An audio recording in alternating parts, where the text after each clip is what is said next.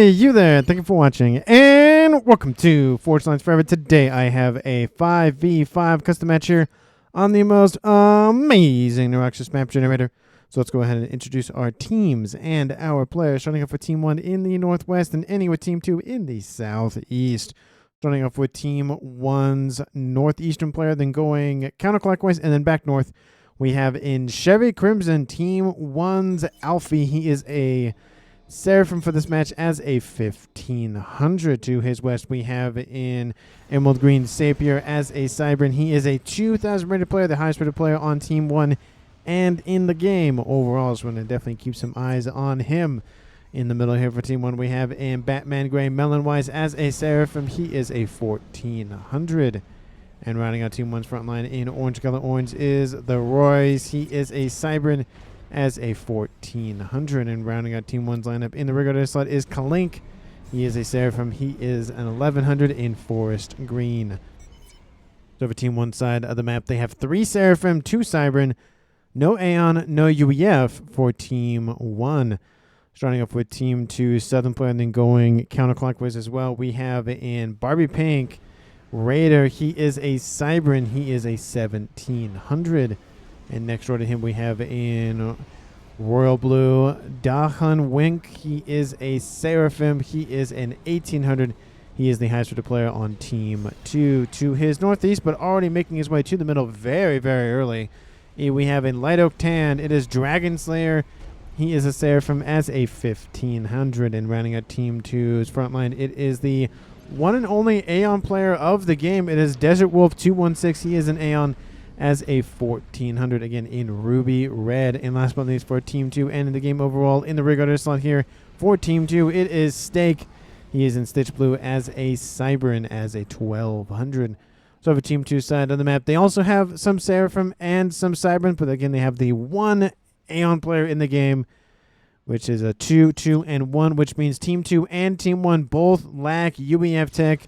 Apologies to those loyal to the old Earth Empire. You are not in this game, but hopefully you enjoy it nonetheless. And again, Team 1 also lacks the Aeon faction. We're going to possibly see the first come-on-come action here, maybe between Melonwise and Dragon Slayer, maybe. Well, it looks like Melonwise is going east for the little bit of reclaim. And before they scoop a hit, go ahead and scoop it all up. Let's go ahead and take a look at the reclaim totals. Currently sitting at 12,000 mass, making it a little bit over 1.2k mass per player. There's a huge chunk of it up here to the northeast and the southwest with a decent amount in the middle as well. And that's pretty much it. It's just directly on the center line. There's no easy access to mass and reclaim. If you want that mass, you got to go get it. And taking a look at the mass in mexes, there is a decent amount for both sides of the maps to grab. There's pretty much nothing down the middle. There's a couple of mexes right here and a couple of mexes up here, but everything else in the middle is just kind of no man's land. There is a Trimex position for Team 2 for, who is that? That is Desert Wolf. Another one here for Dragon Slayer. Another one here and another one here for the other two front line players, Wink and Raider. There is a 6-star-ish mex position over here north and southwest of Steak. It looks like one of those is going to him, and one of those is going to Wink. And then there's a couple of one-ups kind of dotted in between all of the nonsense. So there's a lot of mexes to grab, a decent amount of reclaim. We already see some come-on-come action. I think it might have occurred in the middle, but it could have occurred over here to the northeast between Sapir and Alfie of Team 1 versus Desert Wolf on Team 2, and then Melonwise and Dragon Slayer for Team 1 and Team 2 respectively. We do see that Kalink and Raider are moving into that little bit of reclaim. He already has an engineer Raider scooping up some of it and more engineers all the time. So the speed at which he will reclaim is going to be a little bit faster because he has engineers coming online all the time. But it looks like Kalink is going to get at least a little bit of that mass, at least a little bit. Team 1's 2 players in the northeast have now locked out Desert Wolf from the northeastern corner. Granted, there's nothing really in the corner of the map to speak of, to be fair, so did he really miss out on much? A tiny bit more reclaim, but again, nothing too worrisome. Bomber spotted here by Dragon Slayer inbound from Melonwise, going after a couple of Team 1 mexes. Doesn't actually one-shot them, so it's going to take 2 passes to actually take out one mex. it'd be a lot easier to just take out engineers and deny mexes more than anything else. We have a nice little ISL nearby. We'll take out the bomber. The mechs will go down, and Dragon Slayer will immediately start to rebuild that and lose pretty much no time on that. Guns have been started in the west for Team 2. Sorry, Team 1. We have 3 of them. We have Kalink going for gun speed and range. Thyroid is going for gun speed and range, and Melma is going for gun speed and range. They are all Cybern and Seraphim, so that's the only gun upgrade they actually can build technically. Well, at least the gun upgrade in that form. There's also the splash upgrade, the laser upgrade, all those sorts of things, but just the standard-ish gun upgrade, that's the only one they can build.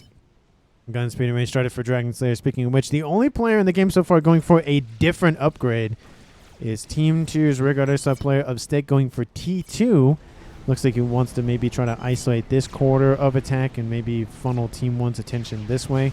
We do see that Desert Wolf came back with a little bit of vengeance and tried to grab the northeastern corner, at least shove Team 1 away from it.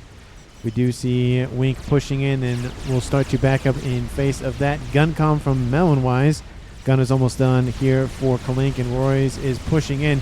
Raider has fallen into the yellow. It is high yellow, so he has one Team 1 PD that is not going to save him for the double Guncom inbound, and that might be the first kill of the game. Melonwise starting to chip away at the front line for Team 2 as well on this kind of Midwest, not necessarily lane, but just section, entry point, whatever you want to call it. The map is relatively flat. I mean, there's a couple of mountains, in the northeast and the southwest.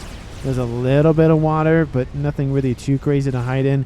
But it is mainly just a flat map. Gun speed and range almost done for, I think that's Dragon Slayer. T2 started for, that is Wink over here.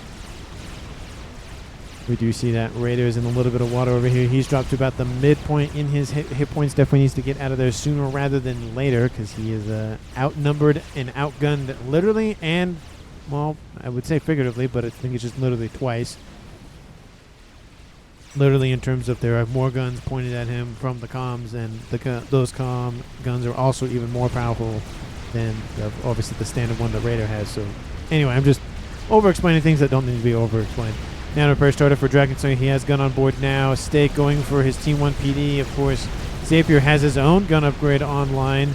Alfie has his gun upgrade on. Everybody on Team 1 has a gun upgrade. Whoa, look at that. I mean, that also helps that this is a clan game for the most part, at least in terms of the names. So they're probably on comms talking to one another. So that's definitely the coordination going down here. Team 2 is being pushed back in the east and in the west. And gun has been started for Raider here shortly. Nano repair is almost half done.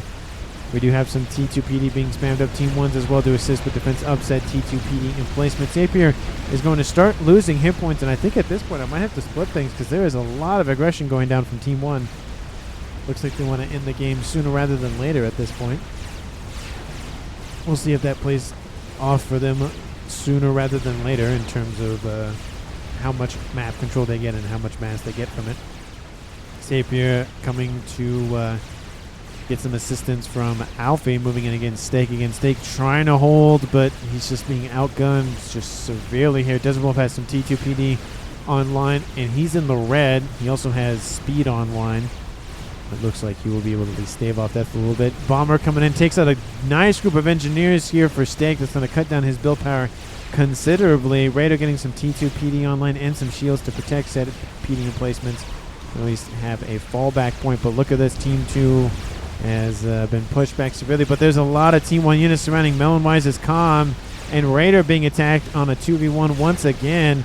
Melonwise might be fine. Melonwise rules, yeah, they're nice naming scheme there, Melonwise. Raider is falling very, very quickly. He's going to be the first kill of the game. 200 hit points, 100 hit points. There he goes. And at 10, almost 10 and a half minutes, Team 1 scores the first kill of the game against Raider of Team 2. And with that, I think I can end the split, because that's most of the active aggression. There we go. Team 1's Alfie and Zapier going after Dragon Slayer. Again, it's a 2v1 once again. And it is 2-star veterancy, 1-star veterancy versus no-star veterancy, but Nano. That will save him a little bit. You can see his hit points are actually roughly keeping up, but The damage outbound from Team 1 is pretty oppressive. Stealth has been started here for Royce. He's fallen back.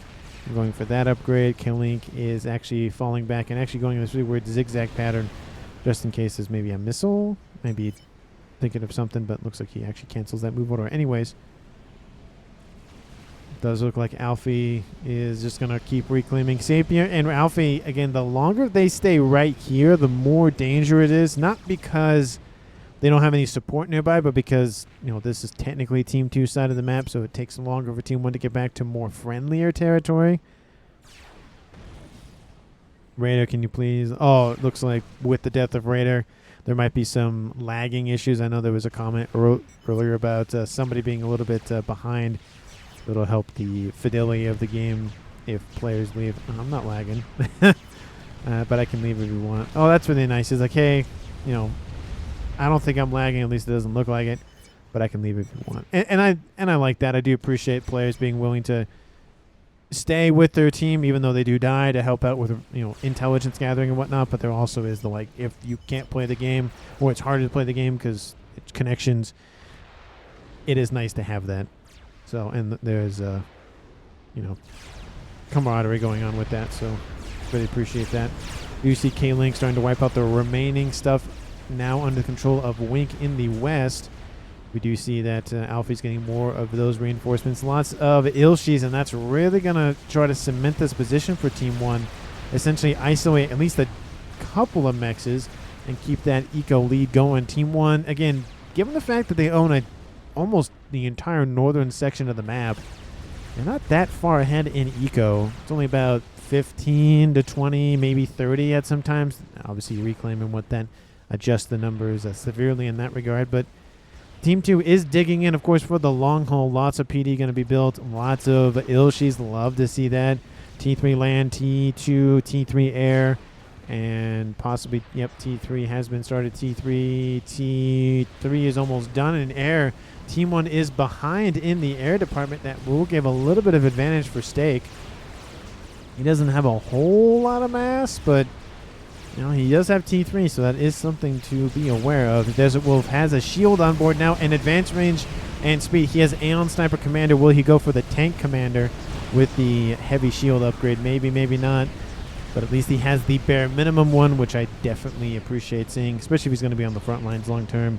You know, easy 8,000 additional hit points. Really hard to not do. I mean, it would be making your life harder to not go for that. That's probably the way to put that. Missile outbound from a missile launcher or from the comm? No, that is a missile. Oh, it's up here to the north. Outbound from, who says that? Alfie going after some more T2 mexes, so extending that lead for Team 1 in the eco. We do see Stake is coming to assist. T2 shield trying to be built to just, again, offer a little bit more protection. Team 1 Spamian is just trying to slowly push Team 1 back. They pushed him back from here to here. That's a little bit better of positioning for Team 2, but it's not great. They'd rather be in Team 1's territory, to be fair. But as I point out, you know, Team 1 doesn't really have a nice, you know, but retreat point this way. They have to really go west. But you could actually have some forces do a hook maneuver, go around, and then have the main force go straight in. Or you could even go this way with the assistance of Wink's forces.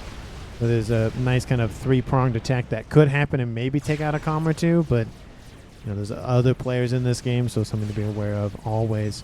You see a couple of Blazes getting into it with the Ilshis, and the Ilshis will win that fight every day of the week. There's no ifs, ands, or buts about that.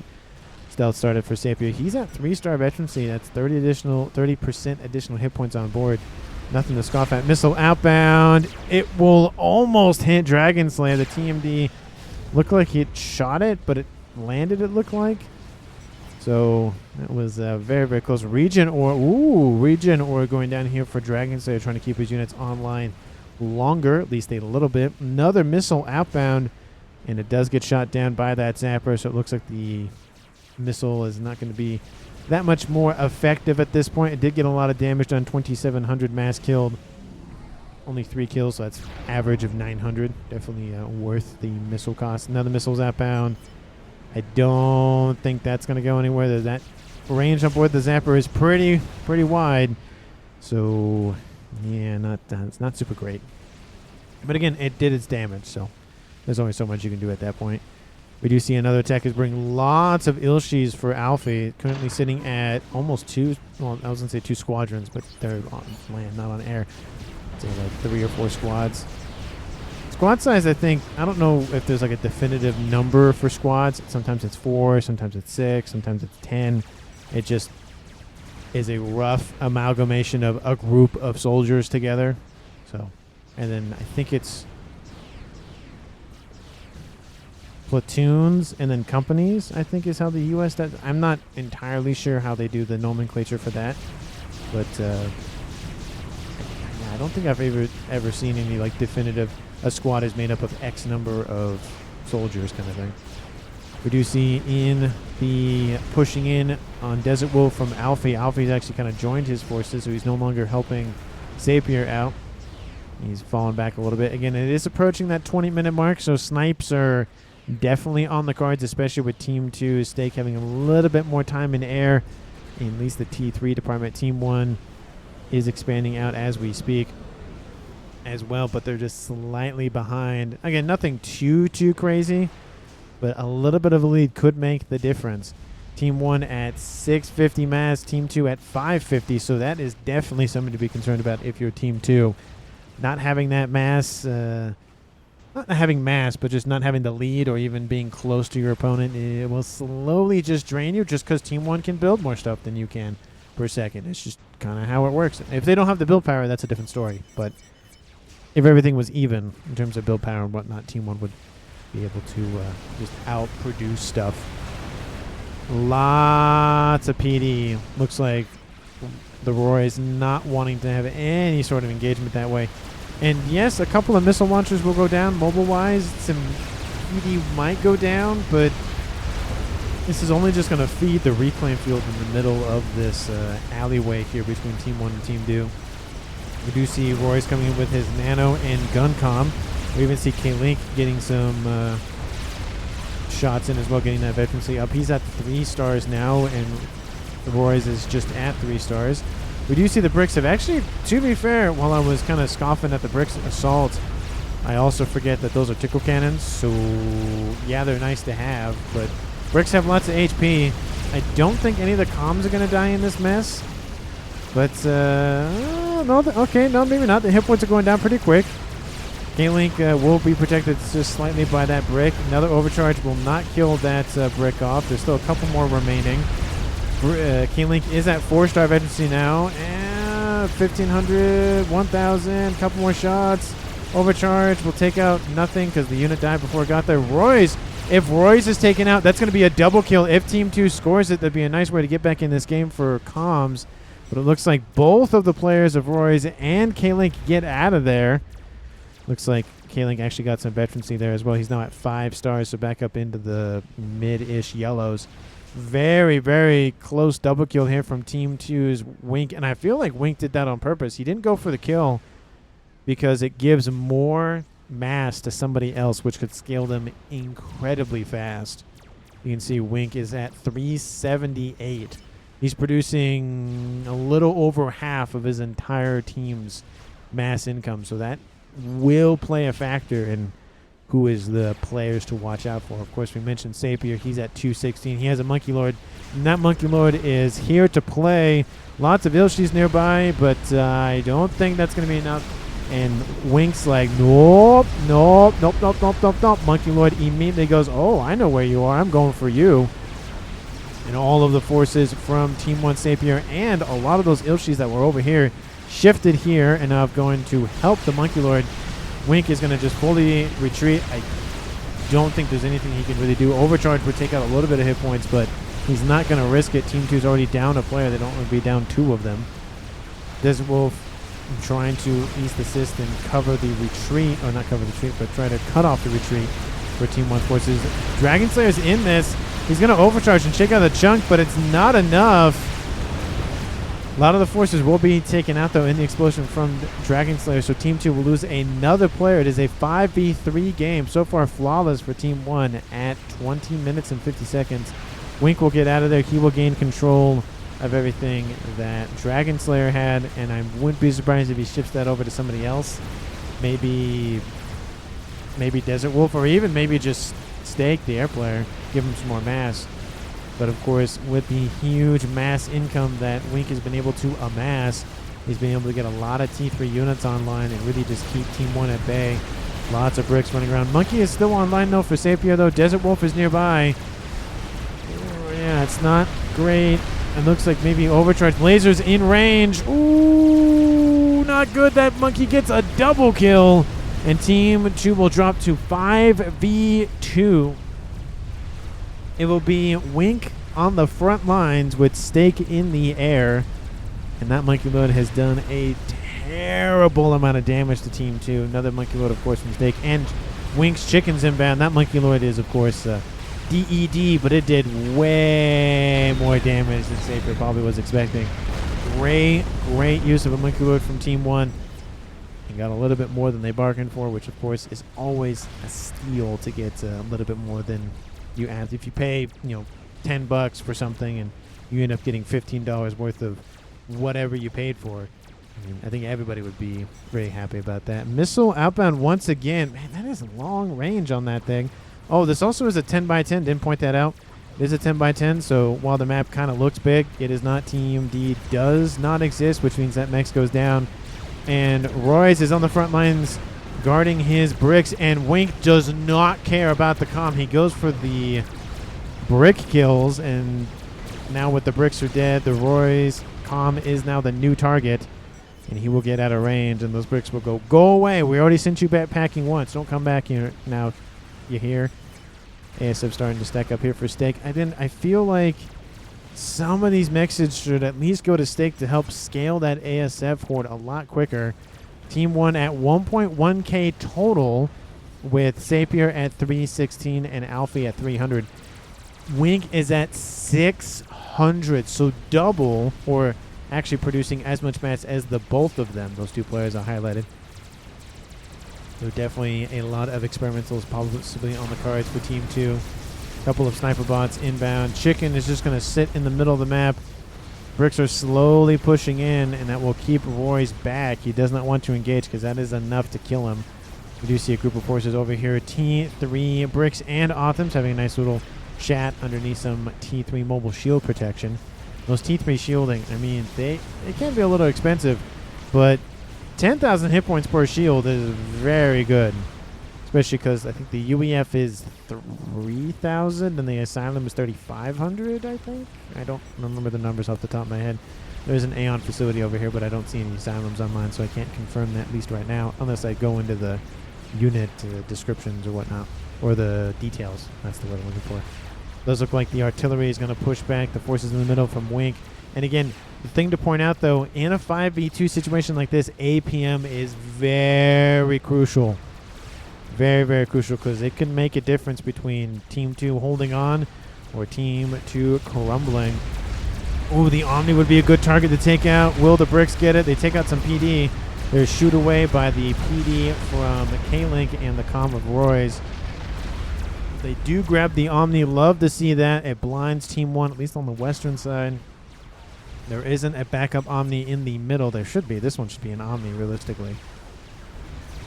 Chicken just taking some lumps from that Monkey Lord, turns and goes, oh, that's a Monkey Lord. Its main cannons are not in range. Mine are. So, yeah. Monkey Lord will dodge the slow shot, but I don't think it's going to escape much anything else. There. Oh, the Monkey does survive. Will it get out of range of the Ions from? I think it will, because it is pretty quick, to be fair. And the Bricks are actually out of range as well, unless that Ion Storm shifts a little bit. Looks like there's an attack brewing here against Melonwise, and an attack brewing against Roy's. Of course, it looks like there's another experimental, that is a chicken online for Alfie. He's sitting in the water up there to the north just to keep his comm protected. And again, this game might just turn into an assassination game, because all Team 1 has to do is kill 2 more players. That's it, game over. So for them, it might be, well, if we kill one of them, we just kill one more, and that's it, done. Team 2's mind, it's, yeah, we could kill one of their players, but that means somebody else gets more mass. So killing players, it's going to help with the APM situation, but at a minimum, you're going to give more mass to somebody else. And that lead is just slowly continuing to grow. Team 1, 1.4. Team 2, 9.36. Chicken does not die in that engagement. So Team 1 winning a lot of experimental fights. Not great. Of course, that leaves a little bit of reclaim for Team 2. A little bit of reclaim for Team 1. Another chicken inbound to the west. It looks like the chicken is going to storm the gates on that side. And the gates have been stormed. They're now being pushed severely open against Roy's. Roy's is just trying to defend. He has a chicken nearby from his teammate of Melonwise that shifted southward, but I feel like he's wishing it was in the middle of his lineup over there. Chicken, again, still alive underneath shield coverage. This is a new chicken, freshly minted right off the assembly line. And E-Storage goes down, I think is what that was, or Mass Fab, probably E-Storages. And that is going to be a dead chicken, and then we'll turn around and go after that brick horde coming in to the, well, from the north, or actually from the west, from Team 2's perspective. Chicken annihilating some mexes. It will survive the Monkey Lord, and we'll get a veterancy from it as well. Roy's is over here. He's fended off the threat, and that chicken is coming in to charge the western front. There is, again, more sniper bots stacked up, but they are now in range. Chicken has been built and now annihilated, of course, by Team 2. But Team 2 built their chicken, annihilated Team 1's chicken, the Ironstorm. Lasers the back of it a little bit, but it took out the sniper bot, so that is something. Lots of PD being built. The chicken is over here. The chicken will defend. It will try to stop I am a Serapher. Interesting. That's the first time I've ever read that. Bricks coming in to assist. There's going to be a lot of dead stuff in the middle of this little conglomeration, but the mexes are already down, so yeah, the mass storages will be lost at a minimum, but still. The attack down the middle still occurring from Wink. He will encounter some chicken and monkey threats, but pigeons are definitely going to go down, and all the rest of those units will be knocked down, of course. The pigeons actually already die anyway, so that's a guaranteed kill on those. T3 mechs will go down, though. That'll be a little bit more of a consolation prize at the end of the day. Eastern side, the entire base for Alfie is down. A couple of Othams just rampaging over there. SMD is online for Stake. And those bricks, of course, coming into the middle. And it's just coming down to APM. Can Team 2 hold out against the onslaught of Team 1's just aggressive tactics? Chicken, though, down the eastern side now here from Wink, just trying to push Team 1 back as much as they can, give a little bit more breathing room. Sapier's nearby. Definitely not a good place to stand. He has gun, he has stealth, so Team 2 can't see him, at least initially. If you get visual, or at least an Omni range or one or the other, that would be enough, but looks like it's just going to go for the T3 base here for Alfie, essentially deny everything he's been building for a while. He'll still have a couple of remaining T3 mexes, but his core mexes will go down. It is not a fun time to be a mex over there. On this northeastern side, just being chewed up by both of these teams. There goes the T3 land headquarters. The chicken does a lot, the Ironstorm X does a lot of damage to the Monkey Lord, and that chicken is denied construction. That Mex is down. Pigeon. That Pigeon goes down. That Pigeon goes down. Alfie, how's your power looking? It's not bad. It's not great. It's not bad, but it's not great. And it looks like he's also getting some overflow, so that's also helping. But look at this. The action has died down considerably over the entire map. Just a huge chunk just slammed, cut out of the entire middle of the map. Reconstruction efforts are coming online, at least for Wink. But it's going to be probably a little bit of time for Team 1 to repair. Again, in terms of the mass leads, Team 1 was at 1.4. I think they were close to 1.5. Now they're down to 1.2. Team 2 lost a little bit of mass as well, but not as much, up to 860. They went to 930 something. They're down to 860. So for the trade, in terms of 200-300 versus a couple, maybe 50, 60 or so, I'll take that trade any day of the week. And I was going to announce what you think, or who you think is going to win this game at this point, but let's wait till this happens. Over here to the west, Chicken is inbound for Roy's base, and that brick wall is slowly just, again, pushing and pushing and pushing and pushing and pushing. There's a Chicken coming in to assist from Melonwise. That's the one that's been badly injured. Chicken trying to be spammed up by Roy's. Engineer skipped it over from Team 1's other Seraphim players. Drop bomber over the top will try to weaken that Chicken. T3 gunships coming to assist as well. The Chicken has stopped. They do not want to kill the comm. They could have easily walked down the comm and killed them, but they want to deny somebody else on Team 1 from getting a lot of mass income just instantaneously. 2, T3 land headquarters. A, you don't need them that close together. B, it's nice to have a backup, but I state my other comment, you don't need them that close. Ooh, grabs those 2 T2P gens. That's going to hurt. More bricks just slowly coming in. Lots of damage been done to that western side. There is a decent amount of reclaim on the map in general. Currently sitting at, let's say, about 100,000 at a minimum. 200,000. Wow. A lot more than I thought. And 30 minutes on the clock, and teleporter has been started by Sapir. He already has laser. So let me know down in the comments not only who you think is going to win this game, but if the teleporter from Sapir is going to produce any results or not. Because, you know, some telemasers don't work in terms of actually producing results, and some do. So it just depends. Thank you so much for watching. I really, really, really do appreciate it. If you haven't done so already, please like the video and subscribe to the channel. And as always, thank you so much. Thank you so much for watching. I saw last couple of videos have been doing very well, so I really do appreciate it. And we're going to watch this Strat Bomber little half-wing squadron, whatever, inbound, take out a couple of T3 tanks, and then go after a chicken. That poor little chicken did nothing wrong. It just wanted to exist to lay eggs and be killed for meat and producing arrows or whatever else that people use chicken feathers or whatnot for. Strat Bomber does get hit by a couple of rogue ASF missiles and will crash land on Team 1's territory. Team 1 1.1, Team 2 900, so that lead again is shrinking pretty quickly. That eco for Wink is accelerating. Look at that, 600 for him, and he can just not produce, but just needs to spin mass like it's going out of style, and he's doing that. He is negative pretty heavily, and he's doing as much as he can to keep Team 2's front line alive. State getting some hives online. Looks like Deswell making a comment about some Team 1 PD protection. And the comm of Sapir goes after Wink. That's an assassination, and there it is. Ooh, it is now a 5v1. It is Stake for Team 2 versus the World being Team 1. Sapir going after some more T2 mexes. Did a great job. He's actually going to teleport out of there. He wanted the kill. He got it. Hey, Kink, find Stake. And cook it up, right? Oh, sorry, kill Link, not Kink. Anyway, forget what I said. A couple of Corsairs, right? Yeah, Corsairs actually coming in. Like, oh, I wanted to shoot at somebody.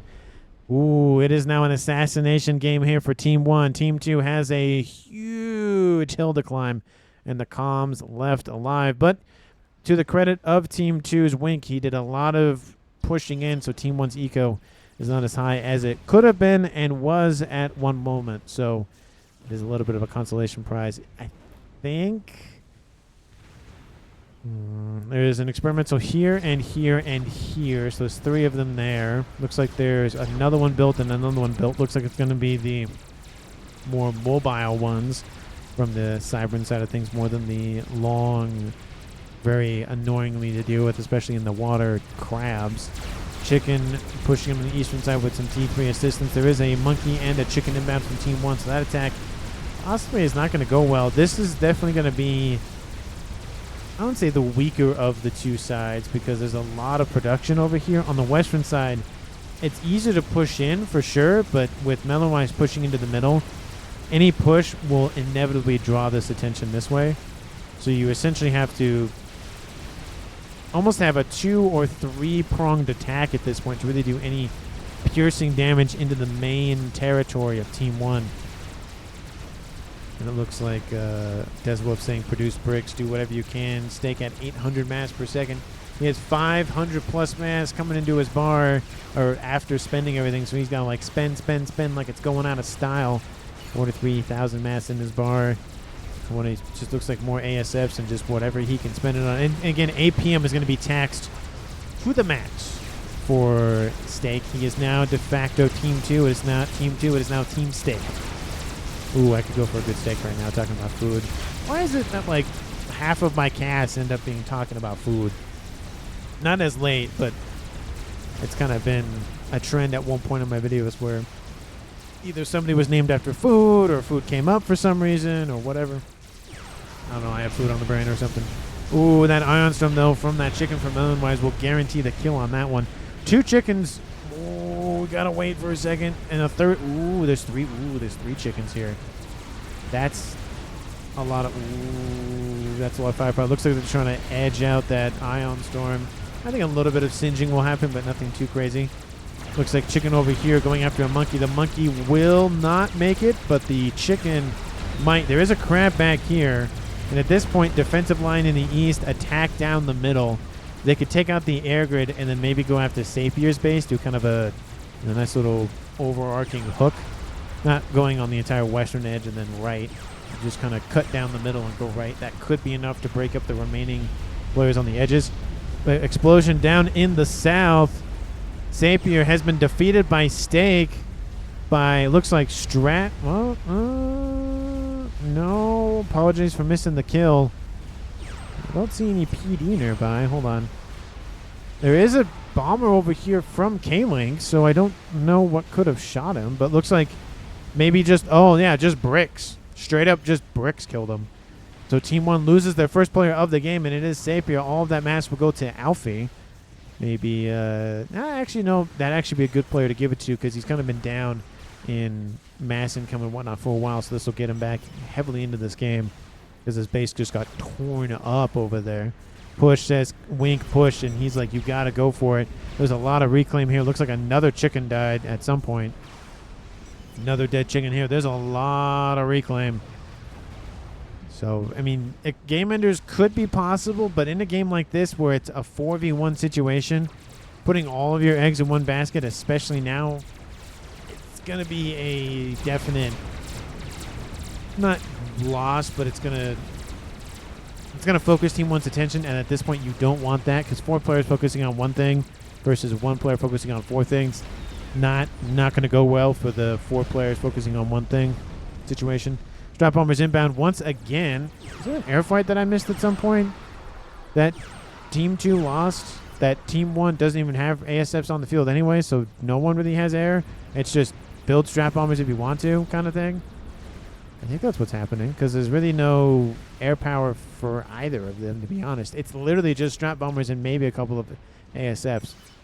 Don't just waste strats on stuff the ground can kill. We have no air anymore. Yeah, it says safe. Well, Team 2 doesn't have air anyway, so looks like a huge amount of SAM sites, though. What is he building? Why is he up? Why is he getting a T3?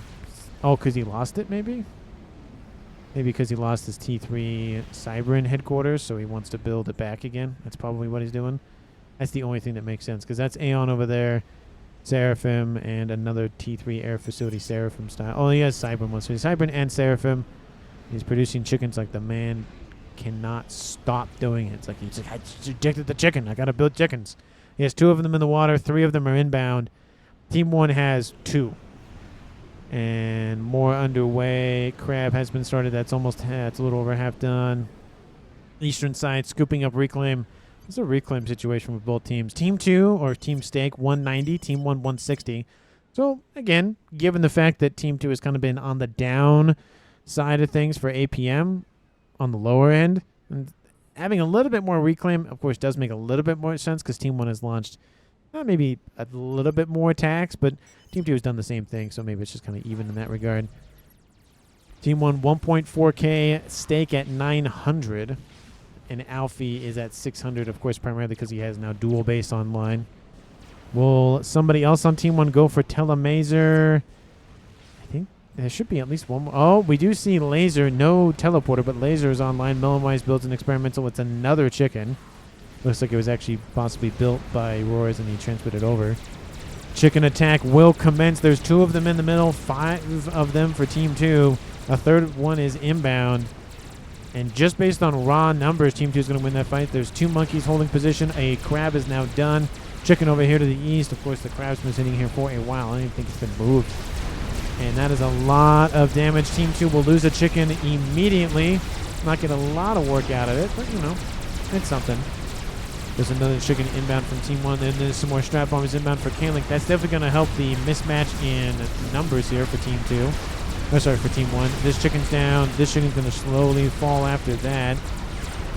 That's a lot of strap bomber shots. Ooh, there goes that chicken. They're getting actually a little bit of AoE on this one as well. Second chicken is down. So Team 2 has lost 2. Team 1 has lost 2. And Team 1 still has 2 monkeys and 2 chickens and a crab and a partridge and a pear tree. Team 2 is definitely down in the attack power in the, not even the air, but also the ground as well. Nuke is online and almost loaded for Melon-wise. I think that's the only big ticket. Oh, no. I can definitively say no, that's not the big ticket item. It is the Scathis being built by Alfie. Does Team 2 have adequate SMD defense? There's one right here. So that one's loaded. Everything else is not defended, though. Crab is pretty close to 2/3. Chicken's almost done. So Team 1 might be going after the chicken or the crab-producing facilities. Slow down expansions in the not Seraphim, but the experimental numbers. Alfie builds another experimental. It's another chicken? Or something. No, maybe he got donated something, maybe. He has 2 monkeys and a crab. It's still that crab holding position over here. Hasn't really done much, but it's a nice little deterrent against Team 1's land attacks. Lots of reclaim being pointed out by Roy's. Reclaim fast, of course, says him. Yeah, because there's a lot of reclaim for both teams to grab. It's a little bit favoring Team 1 in that regard in terms of location on the map. Nuke? Nuke. No nuke. Just more chickens. Just absolutely more chickens. Scathis. Ooh, that is interesting. So this game might actually delve into the just how fast can you rush a T4 experimental. And in the case of shield grids, this is the only one that looks promising. I mean, there's also a couple over here, but Scathis could tear up anything on both sides. There's really no motivation to go for shielding. And I do understand it from a, that's more mass, more energy, whatnot, time to build those shields. I get it. There are some instances, guarding the, the comm, especially the last one alive. There's a monkey lord guarding him as well. That definitely makes sense. Protecting your nuke, protecting your Scathis. Nuke is launching essentially immediately. And I pushed my caps lock, so that's fun. And that is outbound to the chicken base, and the chicken just got built and will just be annihilated immediately if it doesn't start moving. Attacking the west by a decent amount of bricks. There is another group of chickens inbound. Team 1 only has the 2 once again. Are they going to get any reinforcements? Maybe, maybe not. Looks like the bricks have found the comm, and the comm is going to be, well, at least try to be deleted. Oh, 7,000, 6,000. The nuke is going to land. Kaboom! And instantly kill that chicken that was built. Very unfortunate. SMD probably going to be built. And Royce gets out of there. 3,500 hit points remaining. Chicken's not engaging. There's 6 of them now. They're multiplying like rabbits. Team 1 has, again, the 2 monkeys and the crab. It looks like the forces from Alfie shifting this way to the middle. It's going to be a huge fight. Back, says Melon-wise. No, he's going to be fine in terms of the comm. He's not going to be fine in terms of the hit points on board the crab. It will be over half, but it's still going to be weakened at a minimum. RAS being built by Alfie, maybe going over for a RAS after that. Nuke, how is that loading? How the heck did I even get a You killed a chicken. That's how you got a vet. You got a 4-star vet too. 79,000 mass killed with that one. Scathis now over 50%. Team 2 has your Scathis. Ooh, that's not good for Team 2. Or sorry, for Steak. You gotta take that out or do something or both. He definitely knows about it. Yeah, he knows about it. So it's not like it's like, oh, it's a surprise and dead kind of thing. It's no, we know about it. And yeah, 2 chickens making the attack from Melon-wise. All those chickens are going to move in, and this might prompt the forces for Alfie to shift in and engage. And it looks like the attack from Team 1's Melon-wise is going to stop. The crab is holding position here. The chickens are on their way. And it looks like the chickens from Team 1 are just continue. Oh, no, they're going to turn around. Okay. They see the chickens from Team 2 and go, no, we're good. We're good for today. There are 6 of them running around. I really don't want to deal with being outnumbered 3-1. Drop bombers inbound. Again, slowly going to eat away the hit points of one of the chickens. And that chicken is going to be the one that is the least healthy. Keep building megas, says Desert Wolf. Crab shifting into the west. Scathis is almost done. That's not good for Steak. If he keeps that, if Team 1 keeps that online for 90 seconds, 2 minutes, that's possibly game. The air grid's going to go down. Everything else is going to go down. Steak's actually moved out of position next to his air grid, and that Scathis is done.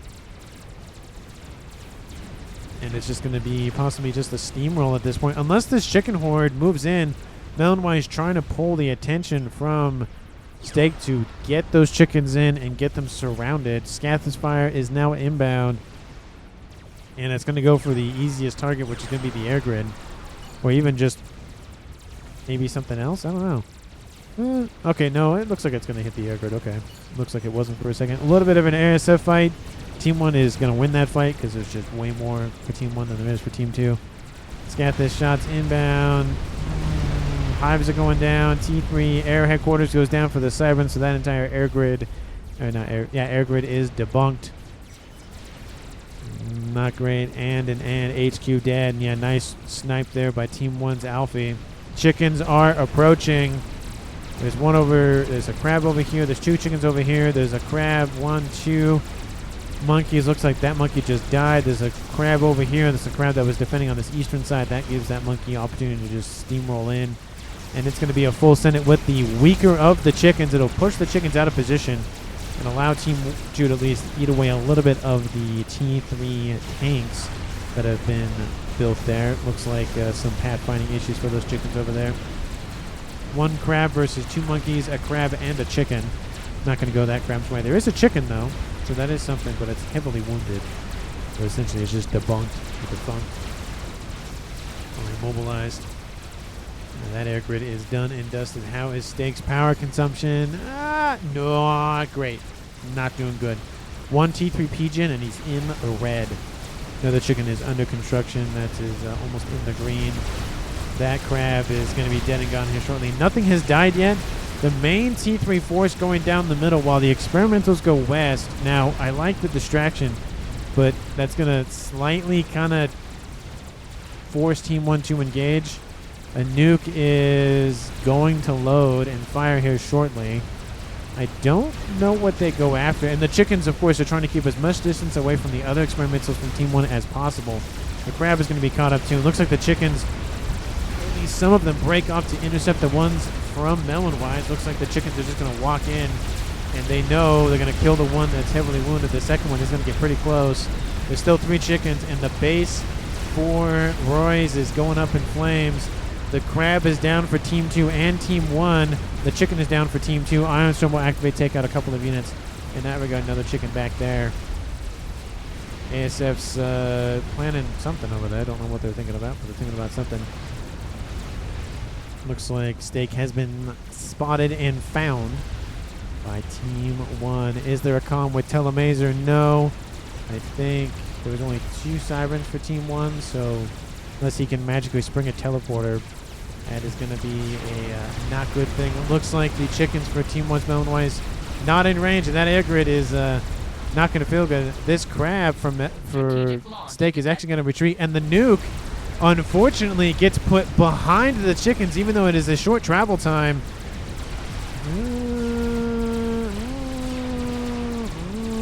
I know that he didn't want to nuke the base here for his teammate, but at this point, the base is gone anyways.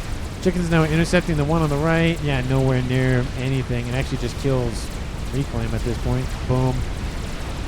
This chicken is dead and gone. SMDs, not that that matters, are gone. Roy's is just fully retreating. You killed Klink's scout plane.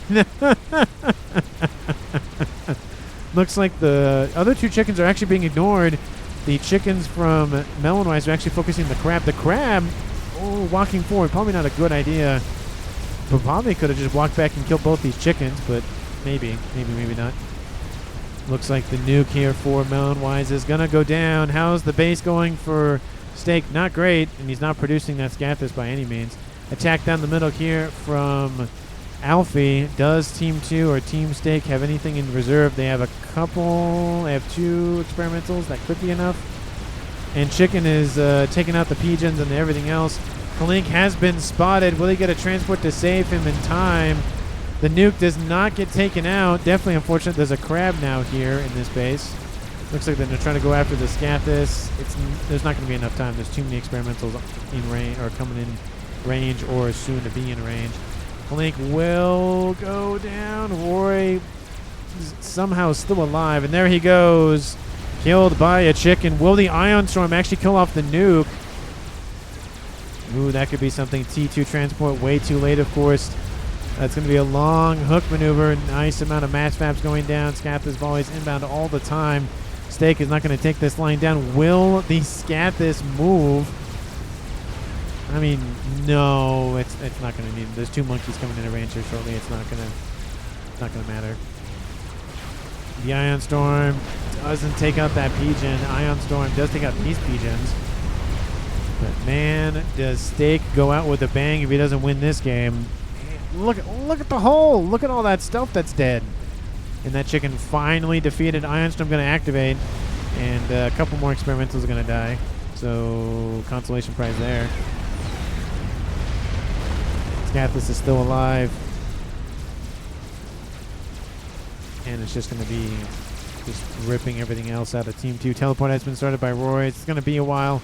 He has not really a lot to his name. So, yeah. It's going to just be a minute. At this point, I think I actually didn't realize I was still at -1.